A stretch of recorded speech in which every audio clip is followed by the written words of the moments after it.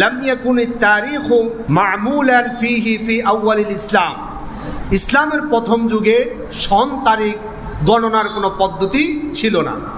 ফাফিস সানাতি সালিসাতি আও রাবিআতি মিন খিলাফাতি উমর ইবনুল খাত্তাব রাদিয়াল্লাহু তাআলা আনহু, উমর ইবনুল খাত্তাব রাদিয়াল্লাহু তাআলা আনহুর খেলাফত আমলে তার তৃতীয় অথবা চতুর্থ বর্ষে কাতাবা ইলাইহি আবু মুসা আল আশআরী রাদিয়াল্লাহু তাআলা আনহু, আবু মুসা আশআরী রাদিয়াল্লাহু তাআলা আনহু একটা চিঠি প্রেরণ করলো কার কাছে? খলিফা উমর ইবনুল খাত্তাব রাদিয়াল্লাহু তাআলা আনহুর কাছে।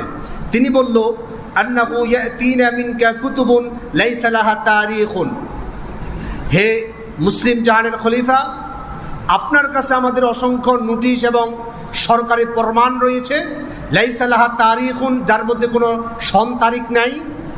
ফলে আমরা প্রশাসনিকভাবে বিভিন্ন